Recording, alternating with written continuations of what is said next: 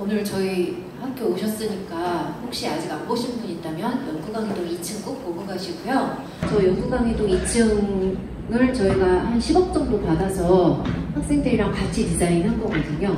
그 책임교수가 저였어요. 그래서 그 과정을 제가 이제 전체를 다 알고 있어서 오늘 이제 좀 설명을 드리려고 합니다. 네. 제가 주로 요즘 강의하는 분야는 디지털 교과서 그리고 그다음에 챗GPT예요. 그리고 그러니까 그런 것들을 이용해서 우리가 어떻게 학생들한테 더 잘 가르칠 수 있을지 교수학습을 이제 주로 강의를 하는데 이 교수학습에 사실 공간이 포함이 됩니다. 우리가 디지털 시대잖아요. 근데 디지털 얘기를 하다 보면은 버추얼 리얼리티 VR 많이 나오잖아요. VR을 얘기를 하면요, VR이 어떤 가상의 공간 속에 우리가 들어가는 거잖아요. 그래서 이 교육에서 테크놀로지 환경, 영어로도 이제 테크놀로지 환경이라고 하는데, 테크놀로지 환경과 실제 지금 우리가 있는 이런 공간, 물리적인 공간에서의 환경이 사실은 교수학습에서 이게 하나로 합쳐집니다. 그래서 이 두 가지가 사실은 분리가 될 수가 없어요. 그래서 이게 우리가 하는 교수학습과 완전히 다른 것이 아니라 사실은 교수학습을 더 잘하기 위해서 우리가 테크놀로지도 갖춰야 되고 뭐 파워포인트도 잘 나와야 되고 뭐 와이파이도 잘 나와야 하지만 이 공간의 디자인도 되게 중요하다. 이런 맥락에서 알아주시면 좋겠고요. 학교 선생님들 대상으로 그 워크숍을 또 해드리기도 해요. 이렇게 이제 연수가 끝나면은 저한테 따로 개별적으로 연락을 하셔서 우리 학교 워크숍 좀 해주세요 이런 요청들이 들어오거든요. 지난주에도 한 학교를 그 워크숍을 해드렸어요. 줌으로 좀 가까운 데 제가 직접 가기도 하고요. 가면은 제가 이런 질문들을 해요. 오늘 좀 업데이트된 PPT를 가져와서 그 책에 있는 거랑은 좀 다를 거예요. 그러면은 이런 활동을 우리 학생들이랑도 같이 해보시면 좋습니다. 그리고 우리가 실제로 디자인할 때 이런 활동들을 같이 했어요.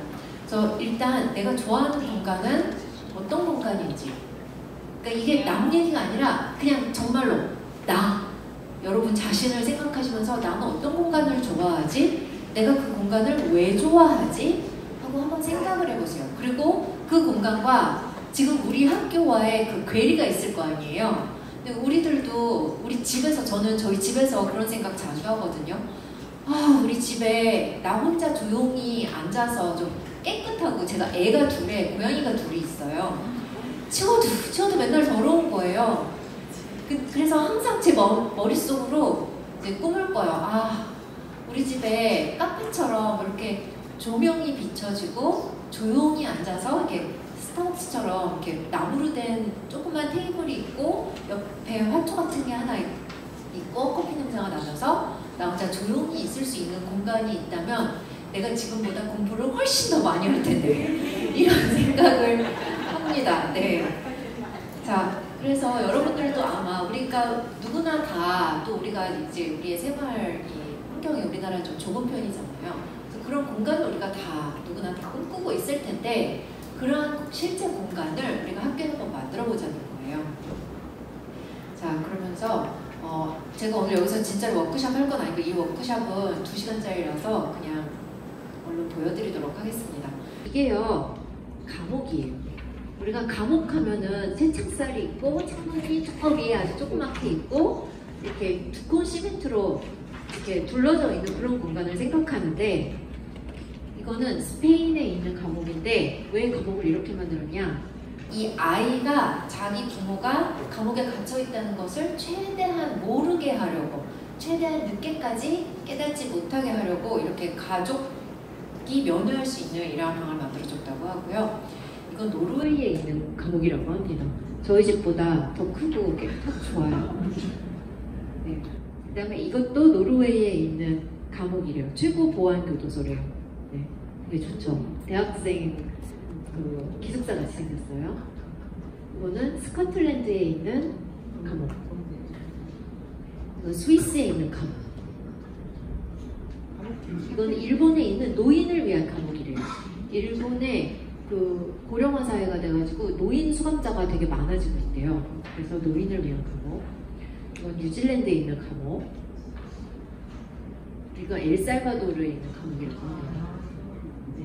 여기에 굉장히 좁은데 1년 넘게씩 있고 원래는 몇 명밖에 못 들어가는 곳인데 여기에 수십 명이 들어가 있대요. 자, 제가 왜 감옥 사진을 보여드리냐. 미국에 있는 감옥이고요. 이런 감옥에서 12년을 살고 나온 사람의 그 결과를 한번 우리가 상상을 해보자는 거예요.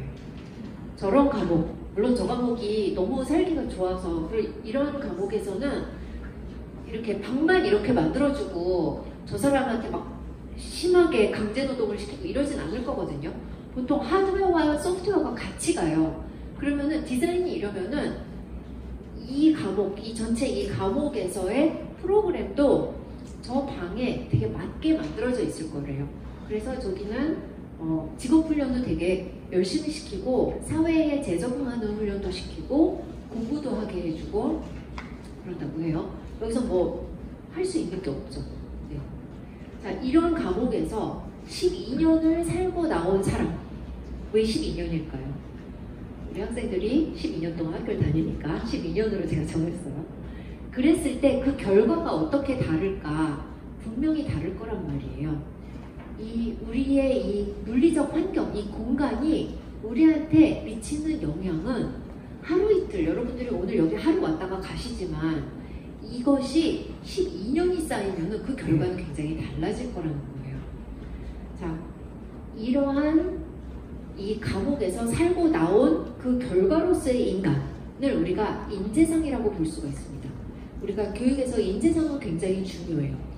내 교육의 결과로 내 학교를 6년 동안 다닌 이 학생이 졸업했을 때 그 결과물로서의 그 인간은 어떤 인간이 될 것인가, 그게 인재상이거든요. 내 수업에서 저는 인재상을 딱 정해놓고 매일같이 나의 수업에서 내 수업을 들은 학생은 단 1시간이라도 내 수업을 들었다 하면은 수업 듣기 전과 수업 듣고 난 후가 뭔가가 달라져 있어야 돼요. 그렇게 해서 조금씩 그 인재상에 더 가까이 가 있어야 돼요. 근데 우리가 종종 여기서 놓치는 것이 바로 공간 디자인인데, 사실 여기서 이렇게 좀 극단적으로 제가 보여드렸지만 공간이 인간한테 미치는 영향은 굉장히 큽니다. 그리고 실제로 이것에 대해서 연구가 많이 되어 있어요. 사람을 이렇게 좁은 방에 넣어놓고 시험을 치게 하면은 외워서 보는 시험은 잘 봐요. 천장이 낮으면은 외워서 보는 시험은 잘 보는데 창의성을 요하는 시험은 잘 못 봅니다. 그 다음에 천장이 높은 공간에 사람을 넣어놓고 시험을 치게 하는데 그런 경우 창의성 점수가 훨씬 높게 나와요. 같은 사람이라도 천장의 높이에 따라서 그 사람의 창의성 점수가 다르게 나오는 거예요. 이러한 연구가 사실은 되게 많이 되어 있어요. 다만 우리에게 잘 알려지지 않았을 뿐이죠. 우리는 교육학 책만 보니까. 자, 개정 교육과정에서 자, 일단 인재상은 그렇게 접어두고 다시 돌아오겠습니다. 2002 개정 교육과정 총론의 주요 사항들이 뭐 이렇게 많은데, 제가 이제 마침 지난주에 저도 연수를 받았어요. 근데 여기서 특별히 좀 더 달라진 게 있다면은 바로 의사소통, 다른 의사소통 역량을 더 향상시키는 것, 그것이라고 하더라고요. 자, 이렇게 우리가 뭐 인재상도 나오고요. 그 다음에 보시면은 지금 우리 교육과정이 무엇을 어떤 영역을 더 키워줘야 되는지에 대해서 이렇게 아주 근사한 말들로 쓰여 있습니다. 근데 이런 식으로, 이거 지금 다 같은 얘기예요. 같은 얘기인데 그냥 디자인이 다 다를 뿐이에요. 근데 요거가 언제적 교육과정인지 혹시 아세요? 교장 선생님들이라면 아실 수 있을 것 같아요. 몇 년도 건지 혹시 아시겠어요? 15년입니다. 네. 근데 보시면은 지금과 그렇게 크게 달라져 있지는 않아요. 그렇죠? 요거는 언제 건지 혹시 아시겠어요?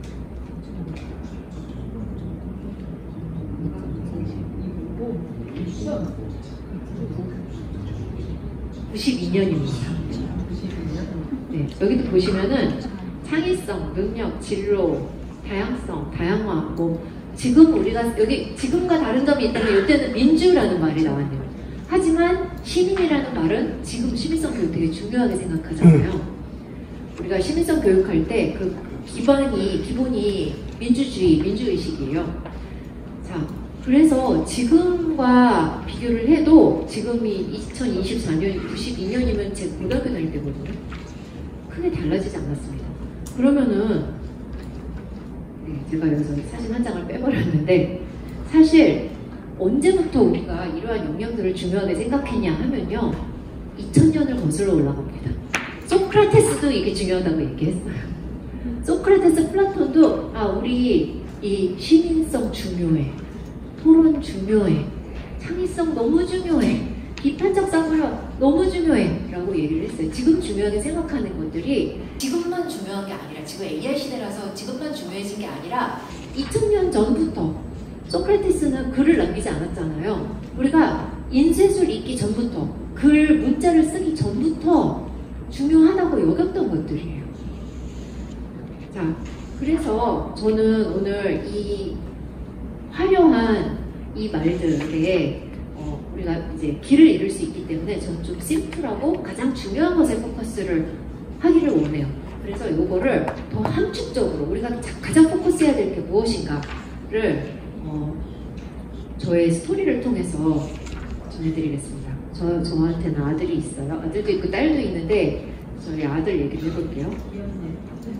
저희 아들이 지금은 이제 고등학생이에요. 근데 초등학교 1학년 딱 입학하자마자서부터 학교 갔다 오면 제가 매일매일 물어봤어요. 오늘은 뭐 배웠어? 오늘은 뭐 배웠어? 그럼 저희 아이 대답이 뭐였을까요? 몰라입니다. 네, 잘 아시네요. 저희 아이 대답은 항상 한결같이 몰라 이거였어요. 근데 얘가 생각하기 싫어하는 애는 아니거든요. 근데 정말로 기억을 못하더라고요. 저는 그게 되게 이상하다고 생각했어요. 왜냐하면 하루 종일, 초등학교니까 선생님은 하루 종일 뭔가를 애들한테 가르치고 있을 거예요. 목이 아프게 가르치고 있을 거고, 저 수업을 하기 위해서 굉장히 뭔가 준비를 많이 하셨을 텐데 왜 얘는 하나도 이걸 기억을 못하나? 얘가 이렇게 기억을 못하면 저 선생님의 저 노력은 낭비가 아닌가? 라는 생각을 했어요. 자, 그래서 이제 저는 애한테 또 물어봤어요. 야, 그럼 네가 기억하는 게 뭐야? 했더니 오늘 점심시간 때 교실에 무당벌레가 들어와서 우리가 그걸 잡느라고 난리가 났었고, 운동장에 나가보니까 새가 죽어있었어. 그래서 우리가 그 새를 만져봤는데 새가 차갑고 딱딱하게 굳어있었어. 그래서 우리가 그거를 묻어줬어. 좀비놀이도 하고 축구공도 차고 피아노도 쳤어. 굉장히 디테일하게 기억을 하는 거예요. 저는 그것도 이상하다고 생각했어요. 얘가 왜 이렇게 이거는 잘 기억을 하지? 얘가 어떤 거는 기억을 못하고 왜 어떤 거는 기억을 되게 잘하지? 얘가 어떤 것을 기억을 잘하는 걸까요?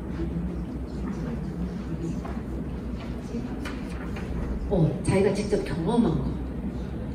그런데 우리가 과학 시간에도 뭐 실험을 한단 말이에요. 근데 이 경험이 특별한 점은 무엇이냐?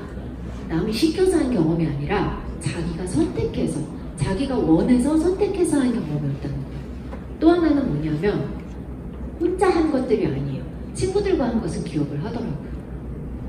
자, 우리가 이것을 자율성과 사회성 혹은 관계성이라고 이제 압축을 할 수가 있어요. 자기가 독립적으로 뭔가 자율적으로 선택해서 한 거, 그 다음에 친구들과 함께 한 거. 근데 이 두 가지를 가장 잘 만족시켜주는 곳이 바로 게임입니다. 네, 그래서 애들이 게임에 미치는 거예요. 그래서 그렇게 게임이 재밌는 거예요. 자, 제가 그러면은 대학생들은 좀 달랐을까요? 대학생들한테, 저희 서울고대 1학년 학생들한테 제가 항상 이 질문을 해요. 너희가 고등학교 다닐 때 학교를 좋아했던 이유와 싫어했던 이유를 얘기해봐 라고 얘기를 하는데, 제가 이 똑같은 질문을 학교 선생님들한테도 해요. 직장으로서의 학교가 좋았던 이유와 싫었던 이유를 얘기해보세요 라고 얘기를 해요. 그럼 이제 이렇게 다 포스트잇을 붙여요. 그러면 학교가 좋은 이유, 이거 학생들이 쓴 거예요. 친구들하고 놀 수 있어서 좋았다, 매점 가서 놀 수 있어서 좋았다, 급식이 맛있었다. 이게 저는 전혀 예상하지 못했는데 급식이 모두 토론에 다 나오더라고요. 급식이 학교를 좋아하게 만드는 굉장히 중요한 요소예요. 네. 그 다음에 학교가 싫은 이유, 일찍 일어나야 돼서 싫었다, 교복이 불편해서 싫었다, 선생님의 의견에 반하는 이야기를 할 수 없으면 싫었다, 강압적인 체제가 싫었다. 자, 이건 또 다른 조예요. 학교가 좋았던 이유, 뭐 다양한 활동을 할 수 있어 좋았고, 친구들과 함께 할 수 있는 활동이 있어서 좋았고, 급식이 맛있어서 좋았다. 학교가 싫었던 이유, 차별을 하거나 선생님과 사이가 나쁘거나 선생님이 권위적이거나 체벌이 만연하거나. 저는 체벌이 진짜로 없어졌다고 생각을 했는데 저희 학생들 얘기 들어보면은 체벌이 아직도 있더라고요. 네. 그 다음에 언어적, 신체적 폭력을 휘두르는 교사, 일찍 일어나기, 학업에 대한 스트레스 때문에 학교가 싫었다. 그래서 제가 어떤 그룹에 물어봐도 대체로 비슷한 이야기들이 나옵니다. 학교가 좋았던 이유와 싫었던 이유. 이것을 저희가 정리를 하면요, 이렇게 나눠집니다. 뭐냐면 학교가 좋은 이유는 자유가 억압되지 않을 때, 학교가 싫을 때는 자유가 억압될 때, 즉 제가 말한 그 자율성이 보장될 때는 학교를 좋아합니다. 근데 그 자율성이 박탈될 때는 학교를 싫어해요. 이건 학교 선생님들도 마찬가지예요. 자기한테 자율성, 재량이 많이 주어지면은 직장으로서 학교가 좋고, 재량이 없이 막 억지로 강제로 해야 되는 것들, 하기 싫은데 해야 되는 것들, 그런 것들이 많아지면은 학교가 싫어져요. 그 다음에 두 번째가 뭐냐면은 관계가 좋을 때 학교가 좋습니다. 친구들과 선생님들과 관계가 좋을 때 학교가 좋아요. 그리고 관계가 나쁠 때, 학생들이 서로 사이가 안 좋거나 선생님과 사이가 안 좋거나, 혹은 선생님들도 마찬가지예요. 학생과 사이가 안 좋거나 다른 선생님들과 사이가 안 좋거나, 그러면은 직장으로서의 학교가 싫어집니다. 인간은 누구나 다 본질적으로 이 두 가지를 추구합니다. 자율성과 관계성. 이것은 저의 이론이 아니고요. 이것은 심리학에서 인간을 연구를 해보니까 이 두 가지를 추구를 하더라. 여기에 사실 세 번째가 하나 더 있어요. 그게 뭐냐면 유능성이에요. 내가 뭔가를 잘한다는 느낌, 성취감. 그런데 이걸 더 넓은 인지적인 맥락에서 보면 유능성도 사실은 자율성 안에 들어갑니다. 그래서 이 두 가지를 우리가 함축을 시킬 수가 있는데, 그렇다면 우리의 수업도 자율성과 관계성이 그 요소들이 들어가 있어야 하고요. 우리의 공간 디자인도 이 두 가지가 요소가 들어가 있어야 됩니다. 우리가 모든 수업을 다 자율성과 관계성만으로 수업을 할 수는 없어요. 하지만 이 두 가지가 둘 중에 하나라도 빠져 있으면 그 수업이 재미없게 느껴져요. 자, 그런데 이것을 우리가 공간에 아예 심어버리는 거예요. 우리가 교육과정을 바꾸기가 되게 어렵거든요. 입시가 걸려 있으니까. 그런데 저는 이제 현재 디지털 교과서에 대해서 좀 비판적인 입장이에요. 왜냐하면 바로 이 자율성과 관계성이 들어가 있지 않아서. 그런데 디지털 교과서 이거 이렇게 하면 안 됩니다 이렇게 얘기하잖아요. 그럼 이제 막 교육부에서 되게 싫어하세요. 그리고 좀 그거 만든 분들, 그 열심히 만든 분들도 아니 이게 뭐가 문제예요? 또 이렇게 얘기를 하세요. 그러니까 지금 이거 좀 잘못됐어요. 바꿔야 돼요. 라고 얘기했을 때 그게 교육과정이나 뭐 수업이나 입시에 대한 거라면은 반대하는 목소리들이 좀 있거든요. 그런데 제가 우리 공간을 혁신적으로 바꿔야 돼요 하면은 그걸 반대하시는 분은 없어요. 누구나 다 좋은 공간을 좋아합니다. 우리들부터. 그리고 제가 원래 그 학부 전공이 특수교육이에요. 이 공간이 디자인이 좀 힘들잖아요. 좀 앉아있기 힘든 공간이잖아요. 그 애들이 문제 행동이 더 많이 나옵니다. 그리고 공간이 좀 더 탁 트여 있고 좀 더 쾌적하고, 여기 에어컨 잘 나오잖아요. 에어컨도 잘 안 나오고 조명도 좀 안 좋다. 그러니까 애들이 문제 행동이 더 많이 올라와요. 그래서 이 장애아이들도 사실 공간의 영향을 되게 많이 받습니다. 자, 여기 독서실이 있는데요. 우리 옛날엔 이런 독서실 다녔잖아요. 요즘 독서실이 이렇게 생겼습니다. 우리가 이제 다 퇴직하고 독서실을 차린다고 한번 상상을 해볼게요. 그러면 우리는 이런 독서실을 차리고 싶을까요? 이런 독서실을 차리고 싶을까요? 이걸 차리고 싶겠죠. 왜냐? 그래야지 돈을 더 많이 벌 수 있으니까. 그냥 우리는 사장이기 때문에 돈을 많이 버는 게 목표잖아요. 근데 돈을 많이 번다는 뜻은 무엇이냐? 더 많은 사람들의 니즈를 충족시켜줄 수 있다는 뜻이에요. 더 많은 사람들이 이것을 필요로 하고 이것에 더 매력을 느끼게 만들 수 있다. 네. 자, 왜 이것이 더 매력적이냐? 왜 이것이 돈을 더 잘 벌 독서실이냐? 사람들에게 자율성을 줍니다. 선택권을 줘요. 너 이런데 짱 박혀 있고 싶으면 짱 박혀 있어도 되고, 다른 사람들과 마주 앉고 싶으면 이런데 앉아도 되고, 좀 뭐 바에서 공부하는 것처럼 공부하고 싶으면 이런데 앉아도 돼. 별거 아닌 것 같지만 이 독서실을 찾아가는 사람한테는 굉장히 중요한 선택권이에요. 그리고 그게 굉장히 매력적이에요. 여기에는 별로 선택할 수 있는 옵션이 없어요. 다 똑같이 생겼잖아요. 그리고 이 공간이 학습자에게 주는 메시지가 뭐냐면 너 옆 사람과 얘기하지 마. 옆 사람은 너의 경쟁자야.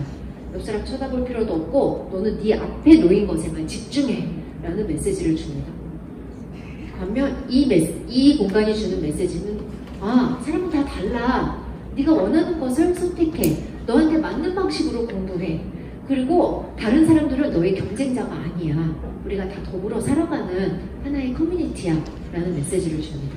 그리고 이것은 궁극적으로 너는 소중해. 나는 너를 존중해 라는 메시지를 줍니다.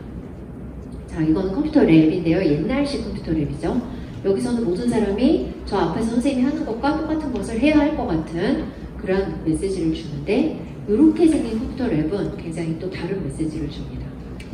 학생들이 마주보고 앉아있고 서로 토론을 하기는 이렇게 마주 앉은 사람과 토론을 하기는 좀 어려워 보이지만 옆 사람과 같이 협력할 수 있는 스페이스는 많고 그다음에 저 뒤에 책들이 있잖아요. 야, 컴퓨터가 다가 아니야.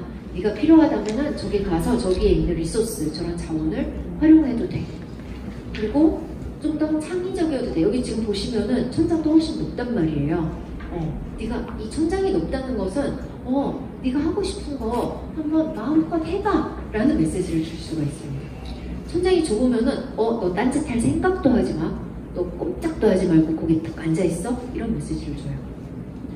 자, 공간은 자율성과 관계성을 지원해야 됩니다. 그래서 이제 저희 연계 강의도 가서 보시면은 그 두 가지를 지원하기 위해서 저희가 굉장히 많은 노력을 했어요. 자, 이 아이 아세요?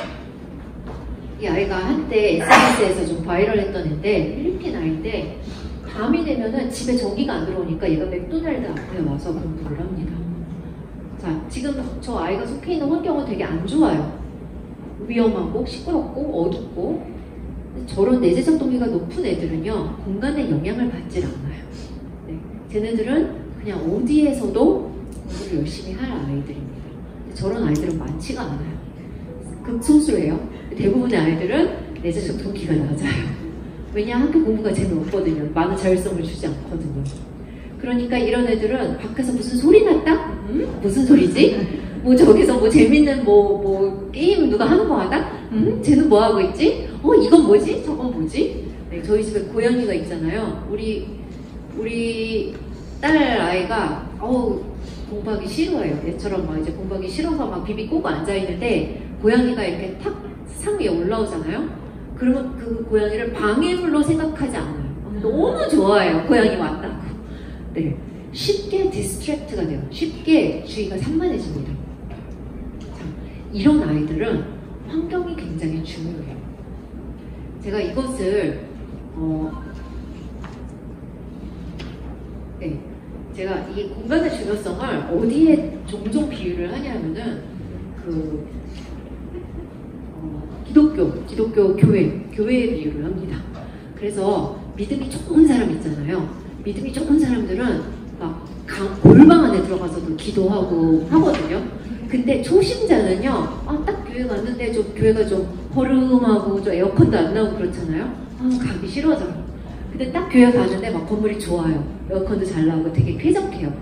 그러면은 막 더 가고 싶어져요. 그래서 제가 여기 서초역에 사랑의 교회 건축이 되게 욕을 먹었거든요. 저도 옛날에 되게 욕을 많이 했어요. 그런데 이 공간 연구를 하면서 좀 다른 시각으로 보기 시작했어요. 그 공간을 되게 디자인을 잘 해놨는데 그게 오히려 좀 이제 기독교에서는 초신자라고 하는데 사실 우리가 교육의 관점에서 보면은 공부하기 싫어하고 공부 못하는 아이들이거든요. 이런 아이들한테는 공간이 근사하면은 뭔가 내가 공부 좀 더 잘할 수 있을 것 같고 그런 느낌을 줘서 좀 더 학교 오는 것을 즐겁게 할 수 있겠다라는 것을 제가 깨달았습니다. 근데 이런 얘기하면 제가 목사님들 연수도 가끔 하는데 이런 얘기하면 목사님들이 좀 안 좋아하시더라고요. 자, 아무튼 이렇게 지금 이 학교는 보시면은 많은 선택권을 줘요. 제가 미국의 몬테소리 학교를 가봤는데요.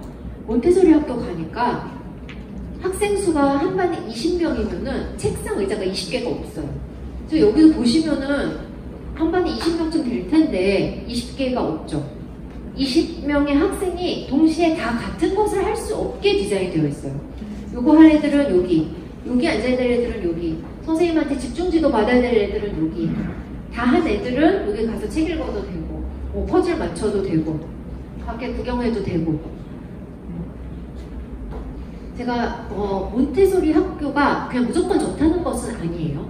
근데 몬테소리는 디자인이, 공간 디자인이 왜 그러냐? 걔네 교육 과정이 그렇기 때문에 그래요. 즉 전체 수업이 없는 교육 과정이에요. 걔네는 자기가 하고 싶은 것을 선택해서 배웁니다. 그러니까 애들 학교 오는 걸 되게 좋아하죠. 물론 그거에 단점도 있어요. 자기가 너무 그러니까 하기 싫은 거는 절대 안 하다 보니까 초등학교 6학년 졸업할 때까지 글씨, 알파벳을 제대로 모르고 나가는 아이들도 간혹 있다고 해요. 네.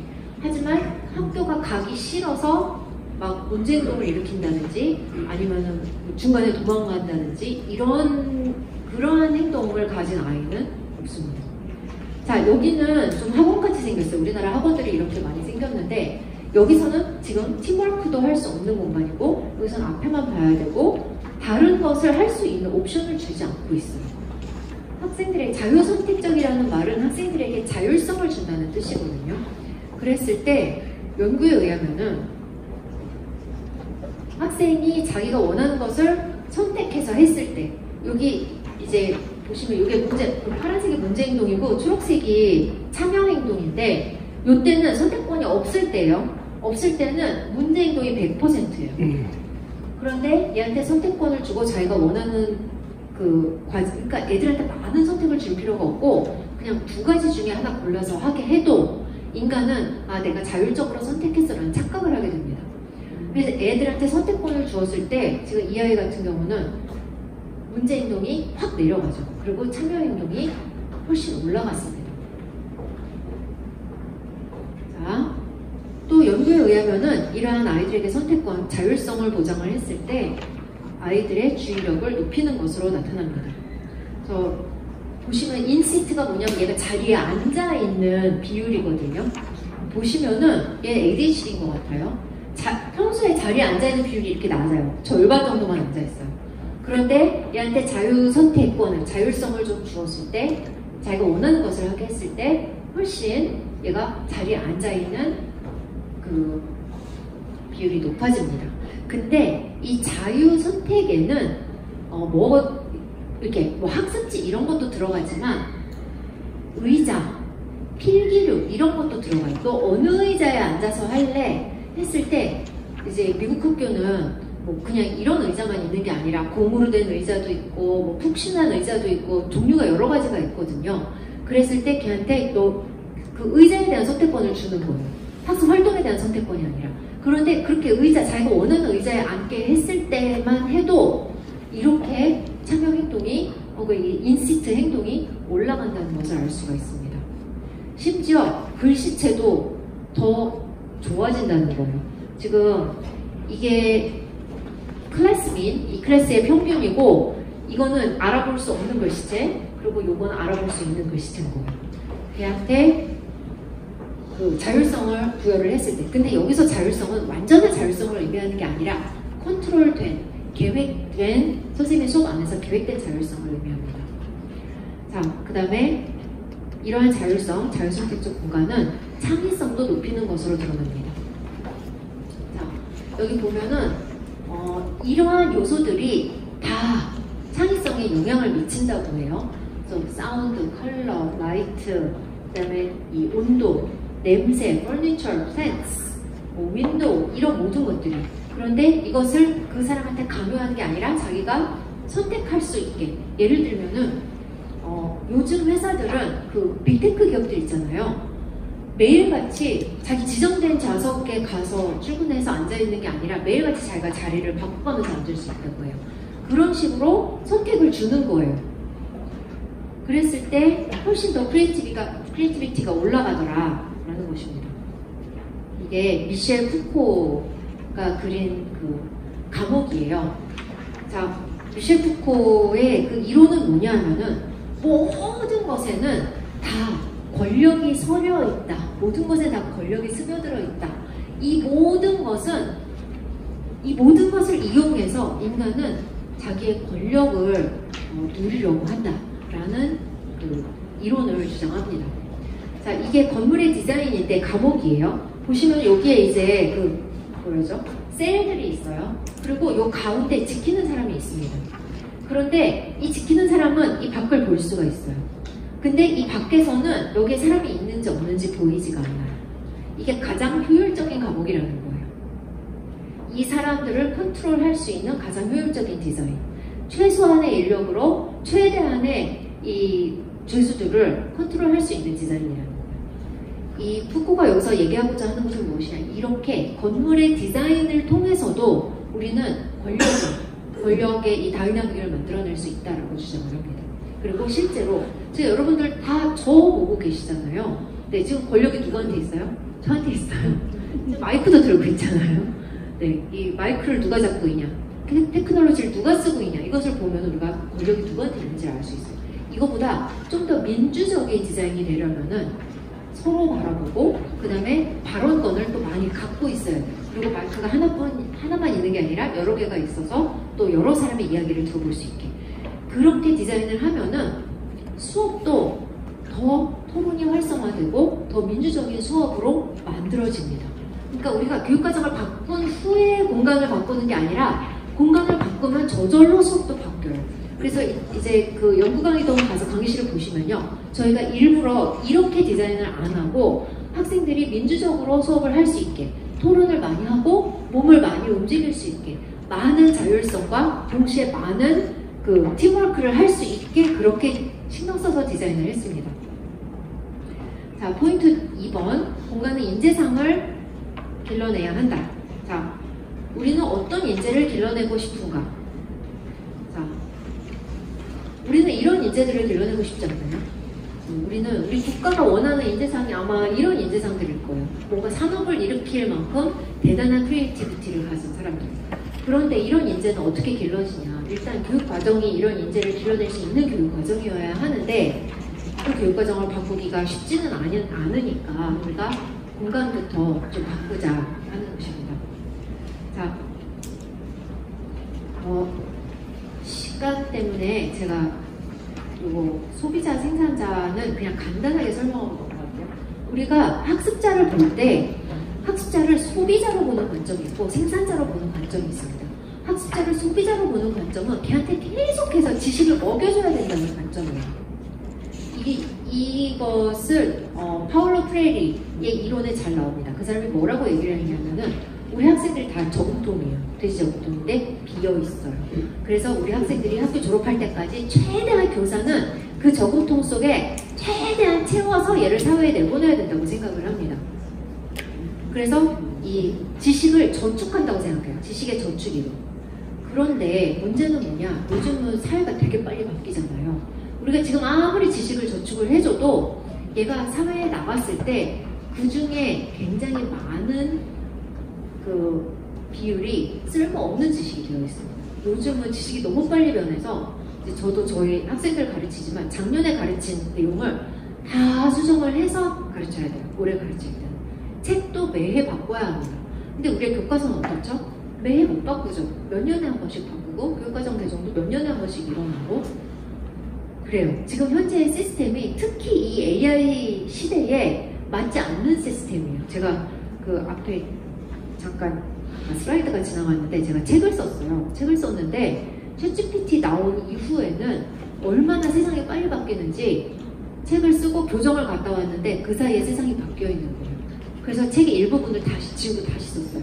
그 두 번째 교정 갔다 왔는데 그 사이에 또 바뀌어 있는 거예요. 그래서 또 지우고 다시 썼어요. 세 번째 교정 갔다 왔는데 또 바뀌어 있어요. 아, 끝도 없겠다. 그리고 지금은 책의 출판 속도가 세상이 변하는 속도를 따라가지 못하는구나. 그래서 그냥 포기를 했어요. 더 이상 수정하지 않았어요.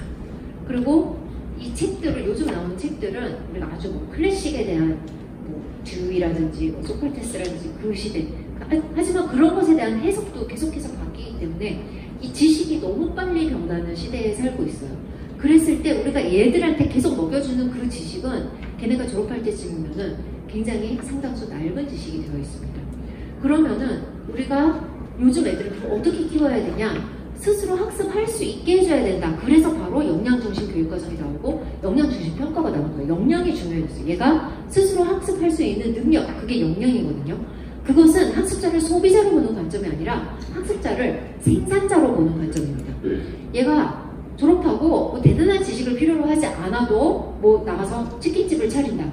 치킨을 튀기는 치킨집의 사장님이 되더라도 걔는 뭔가를 계속해서 생산해내고 있는 사람이에요. 지식을 생산해내는 사람이에요. 어떻게 하면 더 맛있게 튀길까? 어떻게 하면 이거를 더 잘 배달할 수 있을까? 모든 인간은 학교를 졸업하고 사회에 나가면 누구나 다 생산적인 인간이 됩니다. 그건 자본주의의 그냥 어쩔 수 없는 거예요. 우리는 이 사회에서는 생산성을 굉장히 중요하게 생각해요. 근데 학교에 다니는 동안 애들한테 소비만 시키지 생산을 시키질 않는 거예요. 근데 이게 입시에서 멀어질수록 유초 저학년 때까지는 그래도 좀 생산도 많이 시키고 하는데 입시에 가까워질수록 계속해서 지식을 주입하기만 하지 네가 지식을 만들어내봐 라는 얘기를 하잖아요. 자, 그런데 제가 미국에 가보니까 초등학교 4학년 교실에 갔거든요. 초등학교 4학년들이 논문을 쓰고 있더라고요.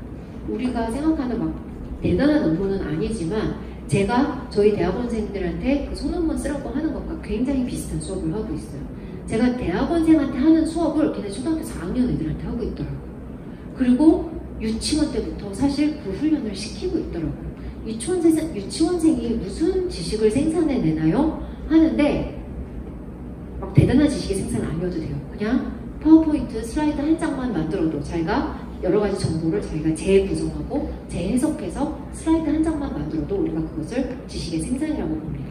자, 근데 우리의 지금 모든 시스템이 우리의 이 공간까지도 지금 우리나라는 지식의 소비, 학습자는 지식을 소비하는 사람이다 라는 그 철학의 모든 것이 다 디자인이 되어 있어요. 그런데 학습자를 우리가 생산자로 본다고, 얘는 사회에 나가서 생산을 할 사람이야. 이 사람들 다 생산을 하는 사람들이거든요. 생산을 할 사람이야 라고 본다면 지금 우리의 교실의 디자인이 바뀌어야 되고 테크놀로지를 사용하는 방법도 바뀌어야 됩니다. 현재 디지털 교과서를 제가 비판적으로 보는 이유는 바로 소비형이기 때문이에요. 근데 그 똑같은 아이패드를 가지고 거기에 있는 문제풀이를 하기보다 이 스티븐 스필버그가 어렸을 때 비디오 카메라를 아버지가 사주셨어요. 제가 그 후 시리즈 책을 저희 애들 사주고 제가 제일 재밌게 봐요. 그걸 보면은 그 위인들이 어렸을 때 어떻게 살았고 어떤 선생님을 만났고 어떤 부모님과 어떻게 그 대화를 하고 뭐 어떤 일들이 있었는지가 되게 그 생생하게 나와요. 그래서 그게 되게 유익해요. 이 스티븐 스필버그는 어렸을 때 이렇게 살았구나, 이런 선생님이 있었구나, 이런 것들을 되게 자세하게 알게 됐는데 스티븐 스필버그는 자기 아버지가 어렸을 때 비디오 카메라를 사다 줬어요. 근데 그거를 가지고 하루 종일 놀았던 거예요. 스티븐 스필버그가 지금 이 시대의 유아였다면은 아마 아이패드를 가지고 영화를 찍고 있었을 거예요. 우리는 지금 이 AI 시대에 아이패드를 가지고 끊임없이 문제풀이도 필요하죠. 근데 그것만 하다가 끝나버린다는 게 문제예요. 12년 내내 문제풀이만 하다 끝나버린다는 게 문제예요. 문제풀이 조금만 하고 그 아이패드로 영화도 찍게 하고 그림도 그리게 하고 작곡도 하게 하고 그걸 이용해서 토론도 하고 그렇게 하자. 그런데 웬 디지털 교과서냐 라는 것이 이제 저의 입장입니다. 자, 그래서 공간은 곧 교육과정이다. 공간은 우리가 하는 이 수업에 우리가 사용하는 교과서나 우리가 사용하는 그 교육과정이 있잖아요. 거기에 사실은 공간도 포함이 된다라는 것입니다. 여기 이게 블룸의 교육목표 분류법인데 맨 밑에 단에 기억하기, 이해하기에서부터 저 위에 평가하기, 창조하기까지 있단 말이에요. 그런데 지금 우리들의 교육과정은 이 밑에만 맞춰져 있어요. 기억하기, 이해하기까지만. 왜냐? 그래야지 공정하거든요. 요거는 정답이 있잖아요. 근데 우리는 공정성이 너무 중요한 나라라서 정답이 있는 것을 평가할 수밖에 없어요. 우리는 저게 중요하다고 하는데 평가하기는 비판적 사고력이거든요. 비판적 사고력과 창의성이 중요하다고 하는데 저게 중요하다고 말만 하지 수능에는 결국에는 우리가 보는 모든 평가는 이해하기, 기억하기입니다. 이 위에서 적용, 분석, 비판적 사고, 창조하기는 정답이 없어요. 그래서 평가를 하기가 되게 어려운 거예요. 자, 우리의 현재 현재 교실 디자인은 이 밑에 단에 맞춰져 있습니다. 네.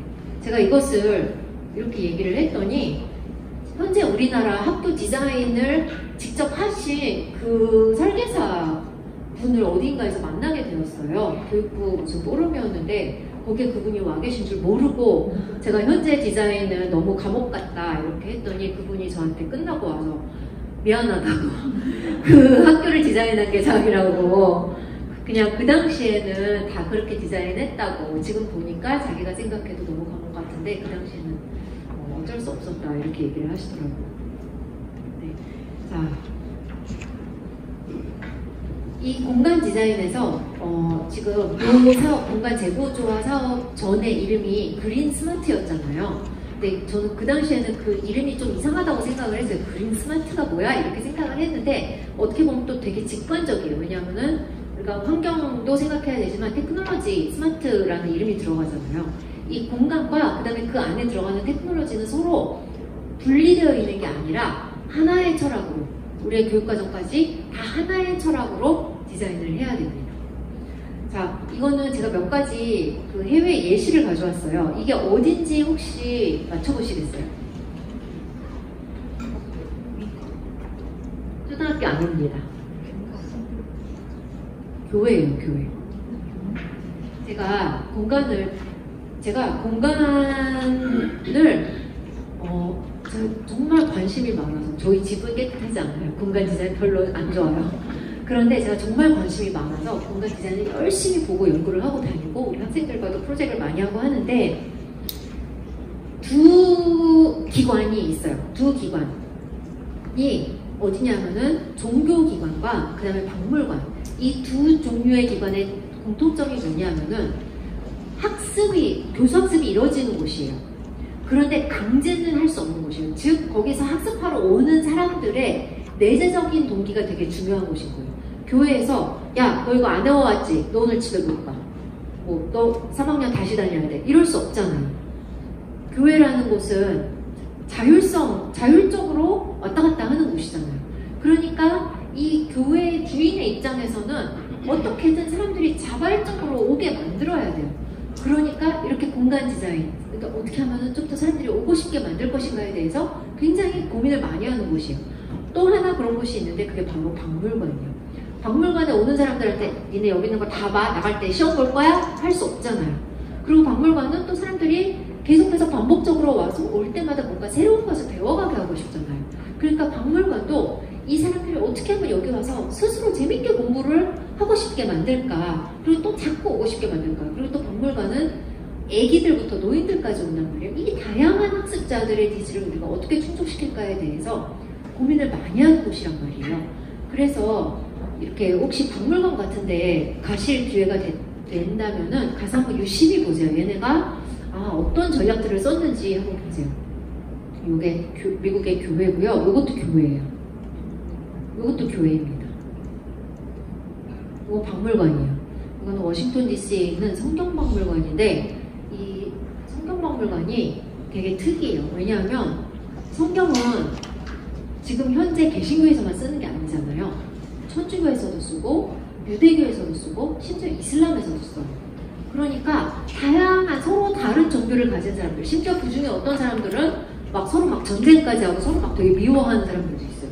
근데 이 모든 다양한 사람들을 다 품을 수 있어야 되는 거예요. 그런데 기독교 같은 경우는 교리가 굉장히 엄격하단 말이에요. 이슬람도 자기 교리가 되게 엄격하고 유대교도 자기 교리가 엄격하단 말이에요. 그런데 그 엄격한 교리, 자기네 것만 맞고 남의 것은 틀렸다라고 하는 그 엄격한 교리를 가진 사람들이 다 여기 와서 뭔가를 의미 있는 학습을 하게 나가게 만들어야 한다라는 굉장히 많은 고민이 있었다고 해요. 그래서 가시면은 진짜 잘 해놨어요. 이게 그 워싱턴에 스미소니안 박물관들이 이제 다 있잖아요.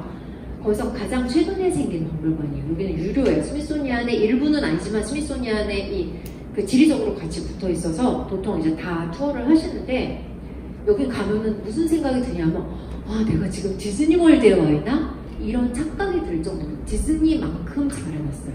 가면은 정말 많은 것들을 배울 수가 있어요. 요거는 나사, 플로리다에 있는 나사 박물관이에요. 미국이 과학교육이 굉장히 발전했거든요. 그 과학교육의 수준이 제가 미국에서 이제 걔네들 교육과정을 보니까 우리나라 고등학교에서 배우는 그 과학을 걔네 초등학교 때 배우고 있더라고요. 초등학교 4학년, 5학년 교육과정에 우리나라 고등학교 교육과정보다 어려운 내용이 나와요. 그래서 전반적으로 이 과학교육의 수준이 되게 높다 보니 이런 박물관에 가면 솔직히 우리 그냥 대충 봐도 뭔지 다 알잖아요. 설명 안 읽어도 알잖아요. 여기는 가서 설명을 아무리 읽어도 모르겠어요. 너무나도 전문적이고 수준이 높아요. 그러면은 그런 사람들만 여기서 즐길 수 있으면 안 되잖아요. 그러니까 애기들 즐길 수 있는 거예요. 이게 뭐냐면은 엄청 높은 미끄럼이에요. 여기에서 그 중력을 연구해 보라는 거예요. 그래서 왜 밑으로 떨어지냐. 막 여기 이렇게 질문들도 있어요. 그 다음에 저런 것도 보고 뭐 게임도 있고 여기에 있는 사람들끼리 이 게임 그 점수판이에요. 그래서 정말 재밌게 해놨습니다. 근데 요거는 미국에 있는 아마존 헤드쿼터예요. 그 내부가 이렇게 생겼어요. 이게 직원들이 일을 할 때 자기 데스크가 따로 있는 게 아니고 그냥 매일매일 노트북 들고 가서 그냥 자기 원하는 자리에 앉아서 일할 수 있게. 우리나라 회사들도 요즘 이렇게 한다고 하더라고요. 그 다음에 이거는 구글 오피스고요.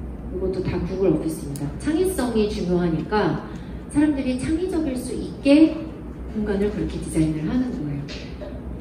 이건 좀 집중 작업할 수 있는 곳. 이것도 구글 오피스예요. 그 다음에 삼성과 네이버에도 그런 공간이 있어요. 제가 가서 봤는데 사진을 못 찍게 하더라고요. 왜냐하면 회사 기밀이래요. 자기네 가장 중요한 아이디어들이 여기서 나온다고 회사 기밀이라고 사진 못 찍게 하길래 제가 몰래 찍기는 했는데 여기서 보여드릴 수가 없습니다. 네, 그래서 이거는 이제 저희 학생들이 그 참여자 설계로 공간 디자인을 했던 그 워크숍이에요. 이게 보통 워크숍이 여러 회에 나눠서 하고 굉장히 긴 기간 동안 하는데 저희는 이제 대학으로서는 처음 한 거였거든요. 그런데 대학생들 바쁘단 말이에요. 막 시험도 있고 그러니까 얘네가 며칠을 여기다 할애할 수가 없어서 어떻게 했냐면 하루에 다 했어요. 다 몰아서 하루에 아침부터 저녁까지 가서 점심 먹으면서 정말 집중해서 했고 그 다음에 많은 학생을 저희는 이제 공개 모집을 했거든요. 근데 한 10명 정도 학생이 지원을 했어요. 그러니까 저희 학생들이 이제 되게 많은데 그 중에 고작 10명이었지만 이 학생들은 진심이었어요. 진심으로 열정을 가지고 온 학생들이었어요. 왜냐면 여기서 나오는 보상은 아무것도 없거든요. 그래서 이 학생들이 지금은 이제 다 교사가 되어서 학교에 나가 있습니다. 학교에 나가서 이 워크숍 똑같이 할 수가 있죠. 그래서 굉장히 교육적인 활동이었고 진심이었기 때문에 여기서 저희가 배운 점이 뭐냐면은 긴 시간 안 해도 된다는 것과 그러니까 하루에 몰아서 할 수 있다는 것과 그 다음에 많은 학생이 필요한 게 아니라 진심인 사람 몇 명이 필요하다. 네. 저희가 설계사님과 같이 했던 거고 이제 여기는 이렇게 사진들 자기가 좋아하는 공간의 사진을 이제 인터넷에서 찾아서 이렇게 잘라서 그게 왜 좋은지 설명하고 그 다음에 이렇게 스크랩처럼 붙이고 그 다음에 그것과 어울리는 색이나 뭐 이렇게 소재나 이런 거 찾아서 같이 토론하고 그 다음에 이렇게 브레인스토밍도 하고 했고요. 그래서 이게 그 결과물로 만들어진 공간입니다. 이게 여기서 학생들이요 밤 늦게까지 집에를 안 가요. 이 공간이 너무 좋아서 이 교대 같은 경우는 늦게까지 안 남아있어요. 학생들이. 여기는 학원처럼 학생들이 딱 수업을 듣고 바로 이제 가버리거든요. 그리고 저희 이제 도서관도 있고 기숙사도 있고 근처에 여기 서초동에 갈 때 많잖아요. 근데 학생들이 제일 좋아해요. 도서관도 안 가요 이제는. 여기에 와서 공부를 하고 저녁 때 여기서 밥도 먹고 친구랑 같이 숙제도 하고 공부도 하고 그 다음에 요거는 이제 이 물결처럼 바닥을 만들었는데 여기서 애들이 토론도 하고 숙제도 하고 낮잠도 자고 정말 인기가 많은 공간입니다. 저희 애들 여기 누워서 쉬고 있는 거고 그 다음에 여기는 일부러 책상을 많이 넣지 않았어요. 그리고 여기에서는 딱 조교실에서 할 수 있을 수업이 이루어집니다. 그러니까 저희가 따로 이제 예약해서 쓰거든요. 근데 거의 항상 그러니까 교수가 제가 그냥 따로 예약해서 쓸 때는 이렇게 예약을 해서 가면은 학생들이 항상 여기서 공부를 하고 있어요. 도서관을 안 가요. 4학년 학생들이. 그리고 여기가 더 좋대요. 그래서 여기가 왜 좋니? 하니까 의자가요. 얘는 지금 앉아있는 이 의자가 저는 몰랐는데 되게 비싼 의자래요. 그리고 이 수험생들 사이에서는 최고의 의자로 알려져 있더라고요. 근데 저희 설계사님이 고맙게도 그 의자를 넣어주셨어요. 그래서 이 방이 너무 인기가 많아서 막 쟁탈전이 일어나요. 근데 저는 예약을 하고 가서 쓰니까 갈 때마다 학생들이 있어서 이제 쫓아내고 저희 수업을 하는데, 여기서는 여기 지금 보시면 저 뒤에 그냥 유리창이잖아요. 밖에 그냥 다 보여요, 사람들. 근데 이게 산만하지가 않고 더 자유로운 토론이 일어나게 하는 거예요. 그리고 4학년 임용고시 보는 학생들이 굳이 저 밖에 산만한 여기에 와서 왜 공부를 하냐? 저 딱 닫으면은 일단 소리가 잘 안 들리고요. 그 다음에 저런 환경이 오히려 더 집중을 잘하게 한다는 거예요. 여기도 지금 학생들이 보이고, 이것도 이제 또 다른 교실인데 여기는 책상을 안 넣었어요.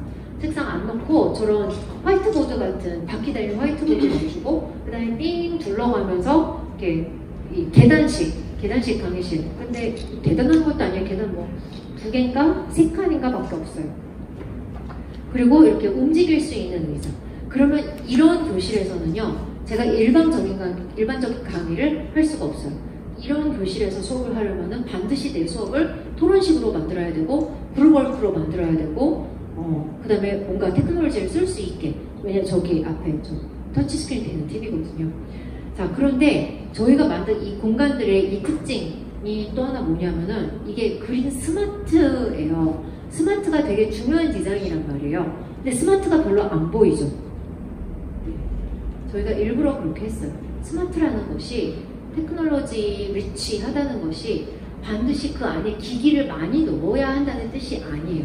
기기가 많이 들어갈수록 학생들한테 접근성이 떨어져요. 왜냐하면 그 기기가 고장날 수 있기 때문에 관리자가 관리를 해야 되거든요.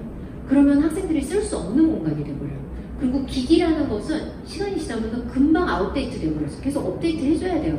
새로운 기기 새로 나오면 계속 업데이트 해줘야 되는데, 그러면 돈이 너무 많이 들어요.